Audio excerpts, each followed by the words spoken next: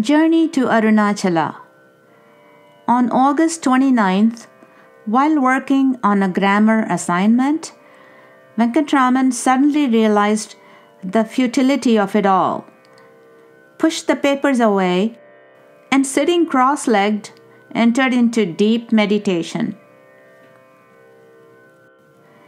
His brother Nagaswami, who was observing him, remarked sarcastically, "What use is all this to such a one?" Recognizing the truth of his brother's criticism, Venkatraman resolved to secretly leave home. He got up and left the house, making an excuse that he had to return to school. His brother gave him 5 rupees to pay for his college fees, thus unknowingly providing funds for the journey. Venkatraman kept 3 rupees and left the remaining 2 rupees with the following parting note: "In search of my father and in obedience to his command, I am leaving from here." This is only embarking on a virtuous enterprise. Therefore, none need grieve over this affair. To trace this out, no money need be spent. Your college fee has not yet been paid. Rupees 2 are enclosed herewith. The note was unsigned.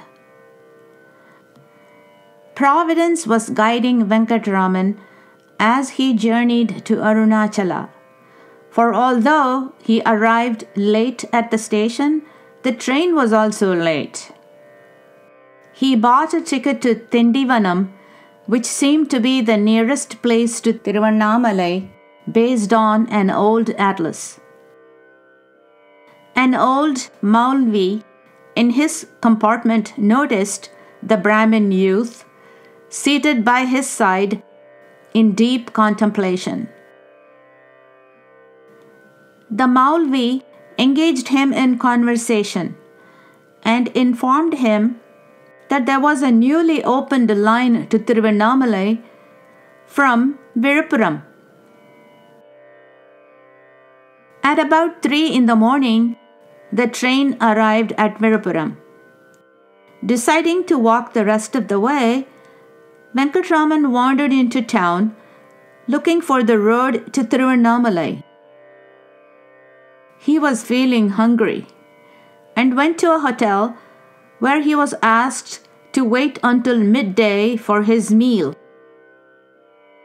The hotel keeper watched with interest this young Brahmin lad with a fair complexion, long jet black locks, golden earrings, a face beaming with intelligence, and having no luggage or possessions. After finishing the meal, the youth offered 2 coins. However, the restaurant owner refused the payment. Venkatraman started at once to the railway station, where he purchased a ticket to Mambarapattu, which was as far as his funds permitted him to go. In the afternoon, Venkatraman arrived at Mambarapattu. From there, he set out on foot for Tiruvannamalai, and by evening he reached the vicinity of Tirukkoilur. At the nearby temple of Arayaninallur, built on a high rock, one can see the Arunachala hill faintly appearing in the distance. Unaware of this, he went to the temple and sat down. There he had a vision of a dazzling light enveloping the entire place. Ramana looked for the source of the light within the inner sanctum of the temple, but nothing was found. The light disappeared after some time. Venkatraman continued sitting in a mood of deep meditation until he was disturbed by the temple priests who came to lock the doors. He followed the priests to the next temple, where he plunged into meditation again. After finishing their duties, the priests disturbed him once more and refused his request for food. The temple drummer intervened and offered his share of the temple food. When Venkatraman asked them for some drinking water, he was directed to a nearby house. On the way to the house, he fainted and fell down. A few minutes later, he got up and saw a small crowd looking at him curiously. He drank some water, ate some food, and then lay down and slept. Next morning was the 31st of August, the day of Sri Krishna's birth, Gokulashtami. Venkataraman resumed his journey and reached the house of Muthu Krishna Bhagavatar. The lady of the house gave him a large meal and kept him there until noon. He then asked his hosts for a loan on the pledge of his golden earrings.